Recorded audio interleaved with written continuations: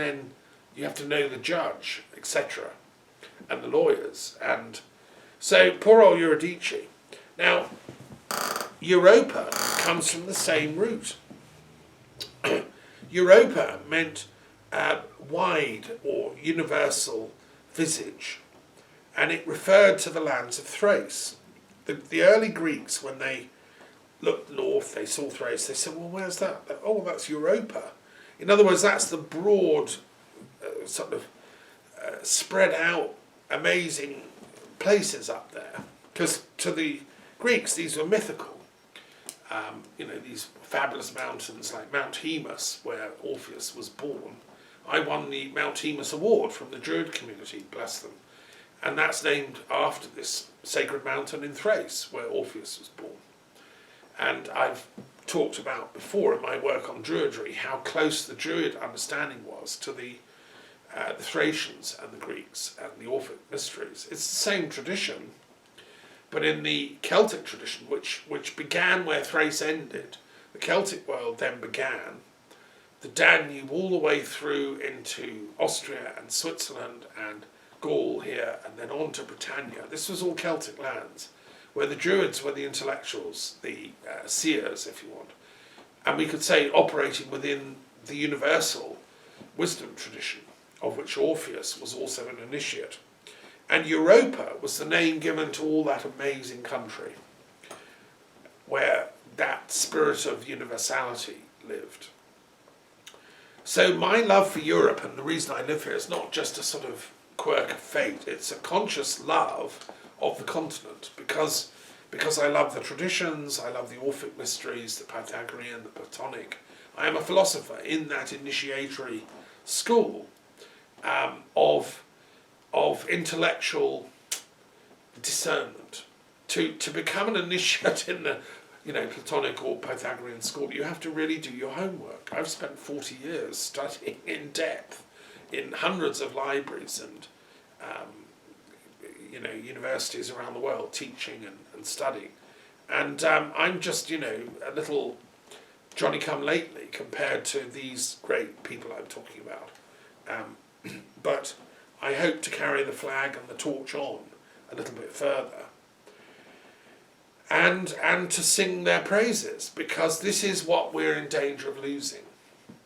And as a British Druid, British Canadian dual citizen Druid in the Orphic traditions, I lament Brexit and I do a weekly fast because it's that breadth of thinking, that breadth of history that links us all the way from Greece, from the islands, through Bulgaria, up the Danube, Austria, Hungary, Switzerland, all the way to Gaul and Britannia and the Rhine and Germany. These are all Druid rivers. The Rhine is full of Celtic burial sites, which archaeologists have been discovering in the last 50, 100 years. And also all the oppida of Europe north of the Alps were great Celtic towns which had their temples. These were Druid sanctuaries.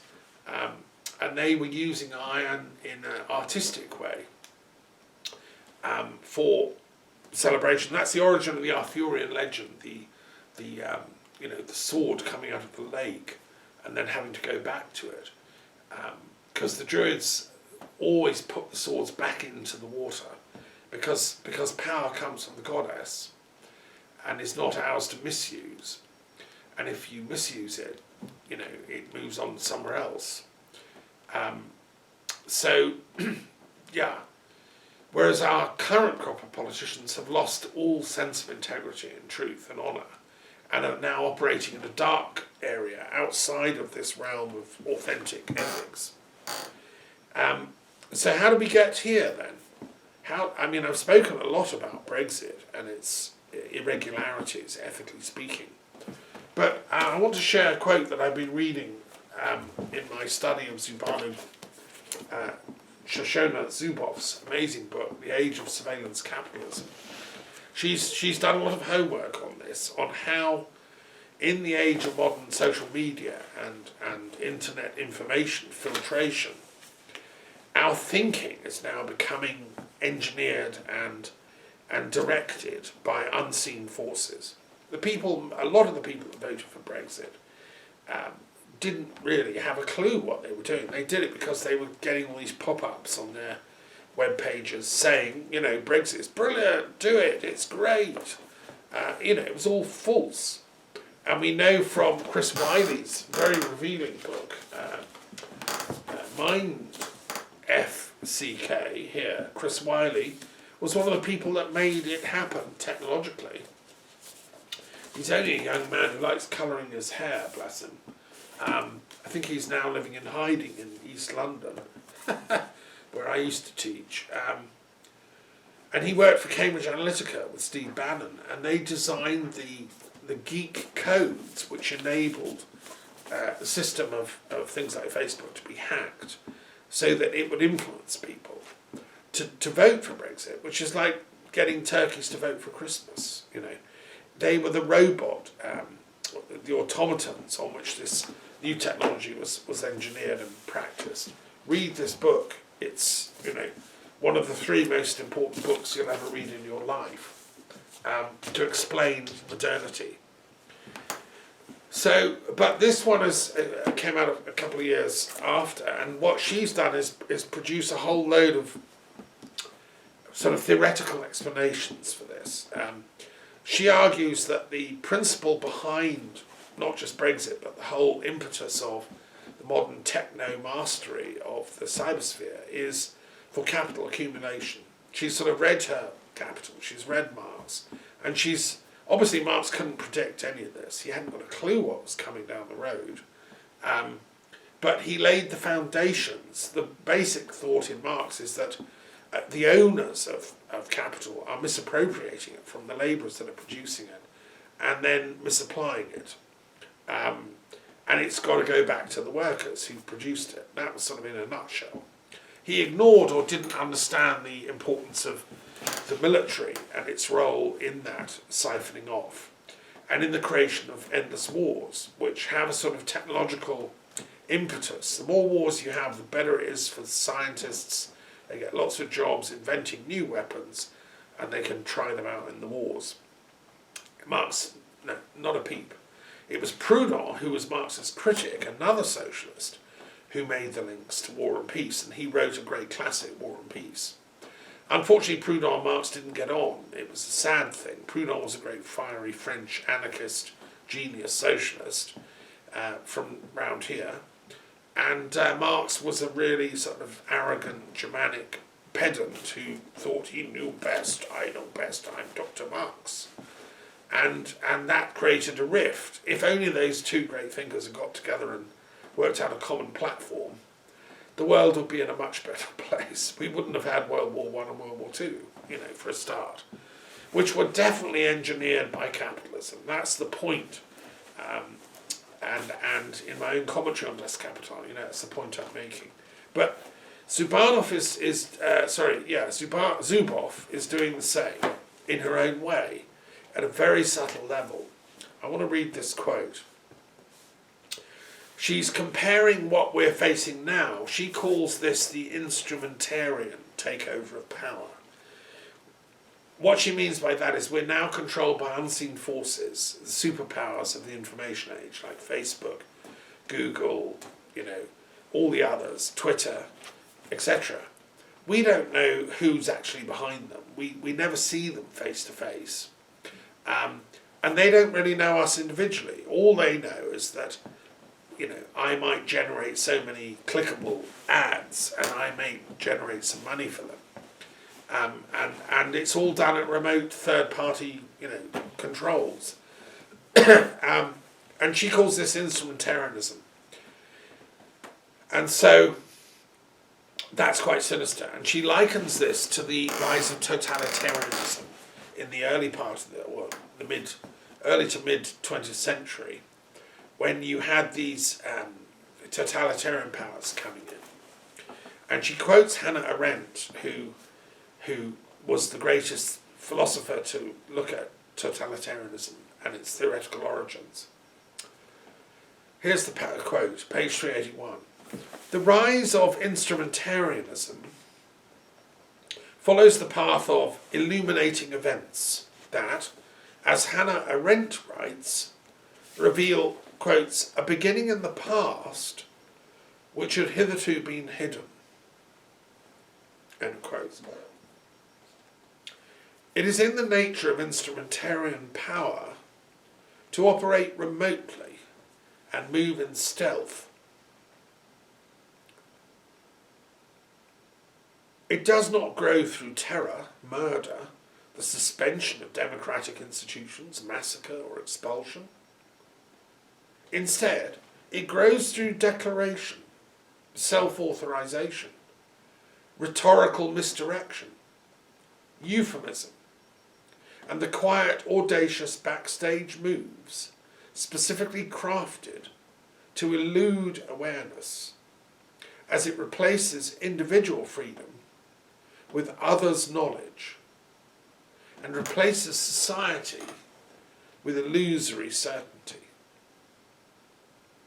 It does not confront democracy, but rather erodes it from within, eating away at the human capabilities and self-understanding required to sustain a democratic life.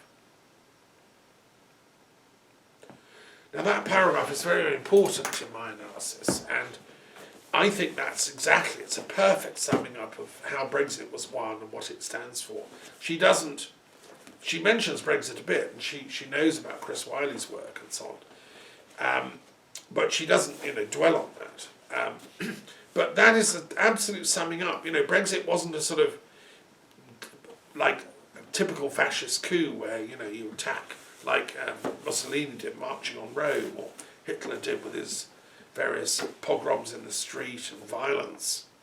No, it's done in stealth, backstage, using rhetorical misdirection, euphemism, and a quiet, audacious backstage move specifically crafted to elude awareness. Well, that's Brexit. That's how we got from a free, liberal, democratic, open, tolerant, non-racist, highly intelligent society in Britain that I used to belong to a sort of backwater of neo-fascist, racist, fanatics that hate Europe suddenly. Like, what? After 50 years of living in harmony and peace and having, for generations, learned and worked with and travelled to Europe. I mean, in the 18th century, the Enlightenment came as people travelled around Europe. Gibbon and Adam Smith and all the great, and Hume and, Rousseau, they were all visiting and travelling about. All the great Scottish Enlightenment intellectuals and from England anyway, so the Enlightenment came out of that ability to move and travel and visit each other, and that's all been denied to our children and our children's children, the next generations. How? Because of this subtle euphemism. Well, that's really another word for lying. But the point is, it's been done behind our ken, or at least that's what they hope. They think they haven't been spotted. Okay, then there's the other problem, which I've talked about before, Craig Unger, is people have learned how to manipulate this system of instrumentarianism and have fiddled the data so that it's skewed to bring about certain outcomes they want, like Brexit. And it is 100% certain that Russian and other intelligence agencies were absolutely skewing the chips in favour of Brexit. And I've spoken about that before, I've given evidence. Evidence exists, a lot of it's been suppressed, and the people that were behind it have taken over the country. And Johnson and Dominic Cummings and all their cronies, these people are the people that used instrumentarian power backed with intelligence support from abroad to do an internal soft coup in the UK, which is becoming harder by the day. It's not a soft coup anymore. It's like a brutal suppression of people's right to protest. I think 800 law professors have finally written out, I wish they'd written out about Brexit on the second day when I did. Where have my colleagues been all these years? Well, at least they're waking up, Maybe there's hope for us yet. as someone that worked to set up an Institute of Peace Studies at the University of London and one of the things that came out of that was an International Institute of Human Rights. Law professors are very important. They ought to turn their scrutiny to Brexit, and they ought to come out and say this was illegal, this was a coup. Anyway, at least they've woken up over this unbelievable assault on the right to protest. I mean, soon there'll be a law outlawing thinking. I won't be able to do my weekly broadcast because I'll be deemed a dangerous terrorist or something, because I'm just trying to get people to think, and that's what they always do with thinkers. That's what they did with Socrates, and So, where are we at? What do we do? How do we get out of this craziness? We have to go back to the basics. We have to generate freedom of thought. We have to go back and revisit the slogans of the Enlightenment. They were hard won. Freedom of assembly, freedom of speech, freedom of thought, freedom of movement, freedom of marrying who you love, freedom of working at what you love.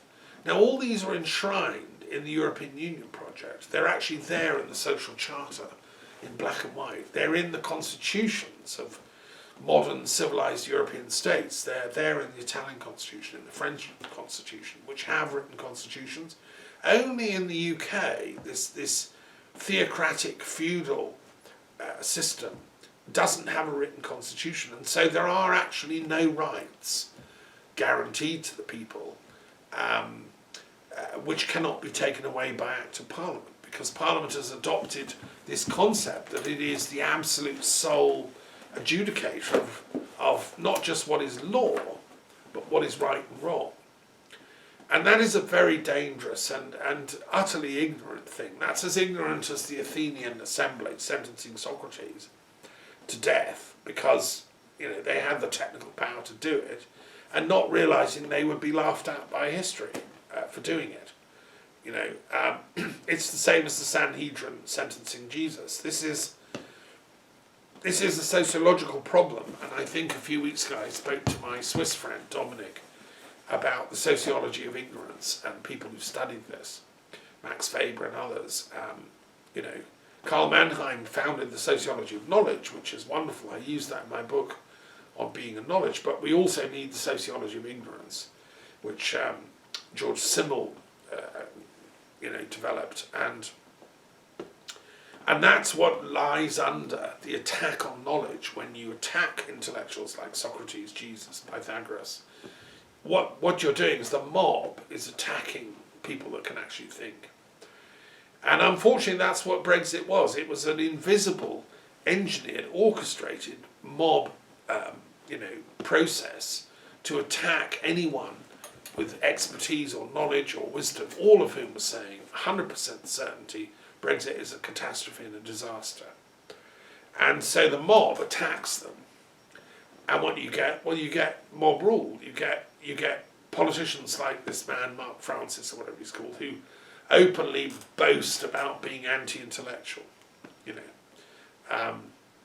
Well, I weep. So, because I lived in Scotland for 7 years and grew to love that country, and I've always loved Scottish intellectual traditions, I've understood and studied the Scottish Enlightenment in great detail. And my first philosophy tutor at Bristol University was a Scot.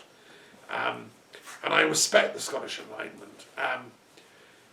And when I lived there, I learned more about how Scotland has had a bad deal from the UK. Yeah, I didn't really know this until I went to live there for 7 years.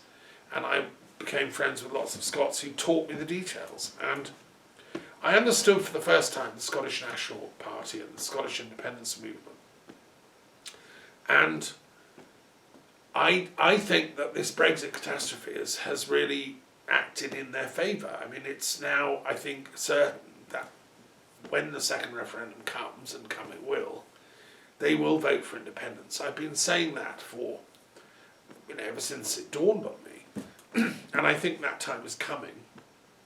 And so today I participated in a think tank called Now Scotland, which is working towards this. Now Scotland, this is their logo, and it's a sort of membership thing. I think it is time for Scotland now to go it alone and to say, look, we believe in the Enlightenment project still. We don't want to go down this crazy instrumentarian Boris Johnson nightmare of dystopia where Priti Patel can tell me I can't walk in the street with a placard or protest what is state crimes, effectively. Then you're into a fascist state like Germany or Argentina under the junta or whatever, or the colonels in Greece, you know. I'm not going to live through that in my country, in Britain. Come on, guys. But that's what they're trying to do. So Scotland has to just say, look, at least not here, not north of the border. The Scots have a very deep sense of honour, of freedom, of justice. And they've had some very subtle minds and philosophers. I mean, one of my great heroes, Duns Scotus, came from Scotland. He was an intellectual in the medieval times, at least as important as Thomas Aquinas. And there have been a whole load since. I'm not going to go into them all. But they deserve, in my opinion, their own country back and to be out of the corrupt machinations of the Westminster Parliament. So on this meeting now, Scotland, today, we had a very interesting discussion. I listened to lots of their people. It's a membership organisation. It's just Craig Murray was there and others thinking through how can this independence be achieved. I mean, most likely the SNP will do well in the next elections and will legislate for a second referendum. I don't think that Boris Johnson's crony surveillance capitalist government will be able to do anything to stop it. One thing I would like to just point out, and this is an exercise in joining dots. When I listened to the speeches by heads of government at the UN General Assembly, I noted with horror Boris Johnson's speech when he could have used that forum to make a sort of bid for Britain to regain the global stage and be an honest player in international peace work and so on. He spoke like he was a robot. And if you listen to the talk, all he did was sort of invoke the powers of instrumentarian data capitalism and surveillance. He talked about, it was the most deranged speech. He talked about how everything we do will be mediated through the internet and will all be wired into Big Brother. And we in London, we're going to be running the whole show. Our think tanks are going to invent all this stuff. It was a nightmare glimpse into how Boris Johnson seems to do his best to avoid actually thinking about ethics or any kind of meaningful thoughts. And it's also appropriate that he's just announced a vast increase of expenditure in Britain's nuclear weapons, which we don't need, we can never use, unless we're absolutely and utterly deranged and led by madmen. And it's also parked in Scotland, where my castle used to be at Loch Goil and around there, Faslane. And it's a cheeky gesture towards the Scots who don't want it then. They've said, and we discussed that today in the Now Scotland debates, no, the Now Scotland and the independence movement, one of the most important platforms of them is no nukes in Scotland. And I 100% support that. We used to have meetings at the Castle of the Muses in Loch Goil about this. So there's, yes, but Boris Johnson, it's like he's got a chip in him. He doesn't think in an ethical way. And the same with the Dominic Cummings. He used to just laugh at you if you talked about right and wrong, because he's got the chip that says, look, I don't have to care what you do. It's just what Big Brother is telling me is going to happen, and that's Brexit, Brexit, Brexit. And that's the financial super capitalists that made it happen and bought it, and bought the the internet time that sort of made everybody think this was right. So we've ended up in a very dystopian world, my friends. And I think I invoke that tradition of Orpheus to finish with we really have some saving to do. Somehow we have to get down into the underworld. And now it's turned into pandemic. It's like a nightmare. I mean, we have many people have died or been ill, and some people recover, many people recover. I mean, it's not as proved fatal for young people particularly. And I have some both young friends and older friends who've recovered, but other people die. But I think it's symbolic of we're in a sort of underworld of lies, and nobody's accountable. Nobody takes responsibility for any of this. And yet this might well have come about as a result of a military leak by dark scientists misusing their knowledge. And yet nobody speaks about it. Just as Brexit came about as a result of engineered thought control,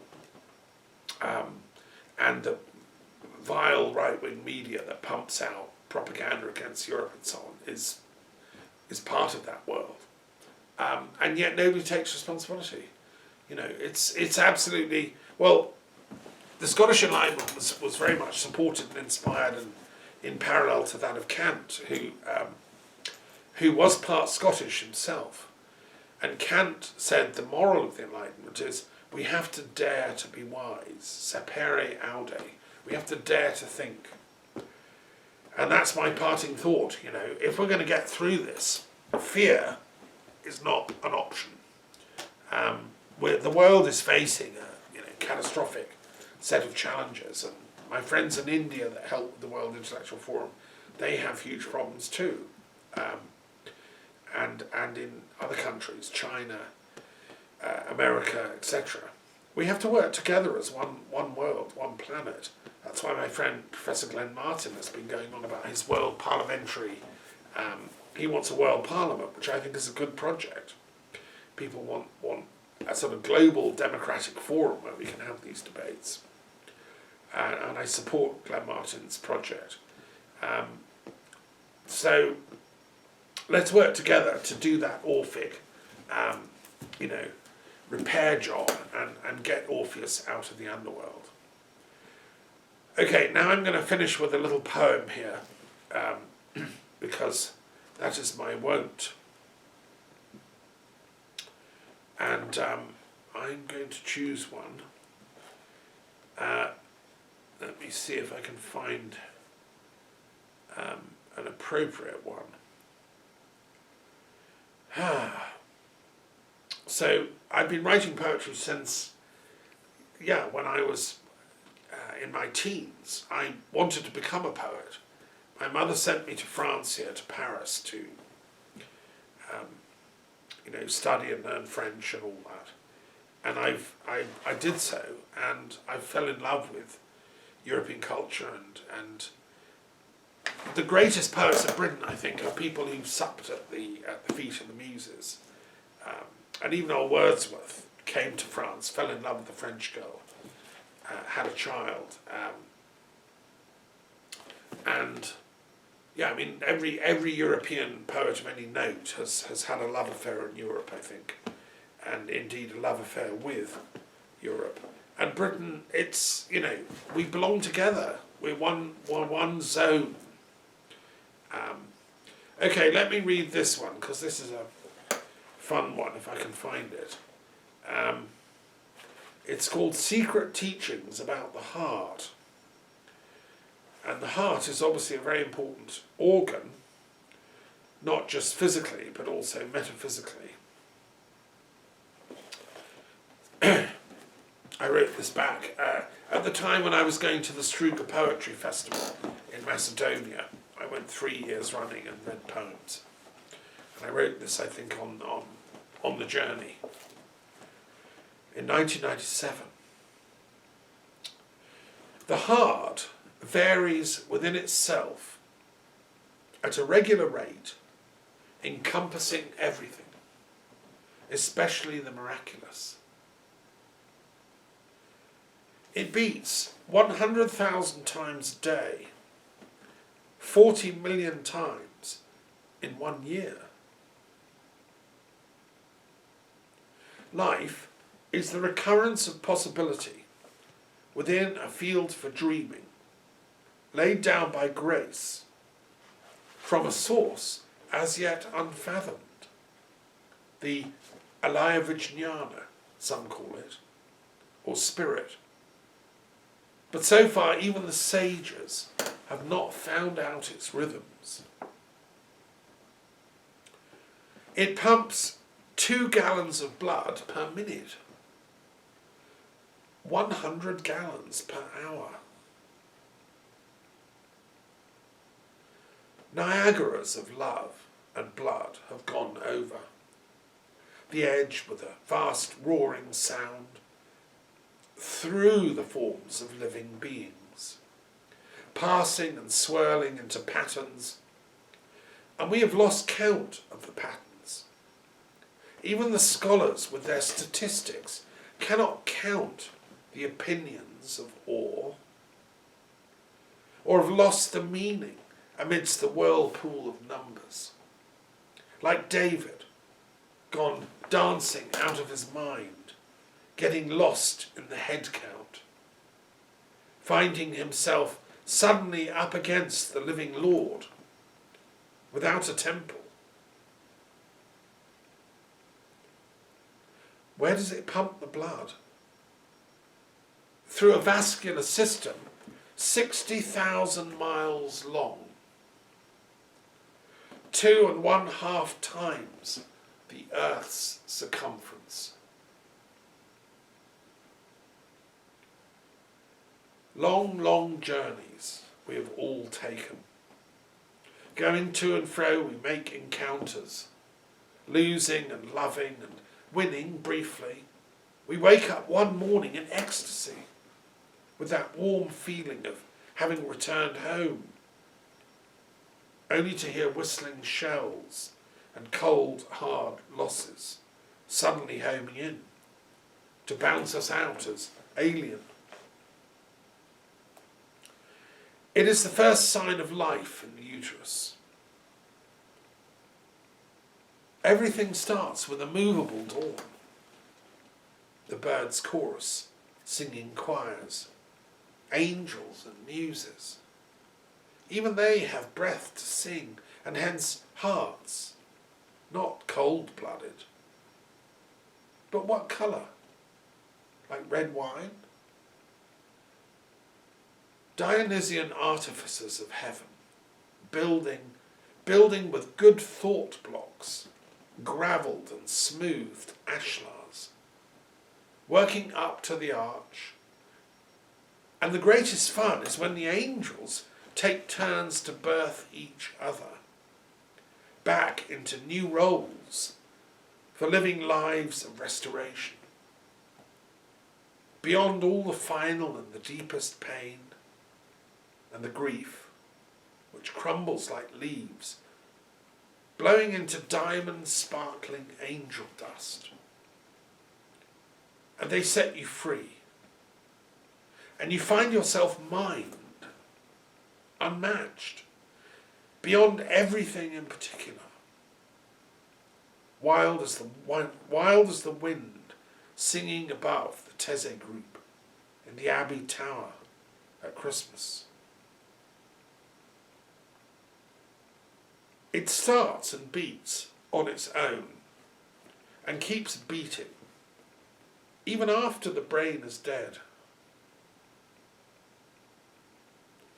Which is why the saints have long told us to bow down and pray, to curl over like a wave and join the Sufis on pilgrimage, to search and search for the beloved amidst rows of strangers until you find her, and then not to fear losing her again and again until you re-meet again in paradise, where your cosmic secret intelligence files are finally consigned to the fires of wisdom. And everything you've ever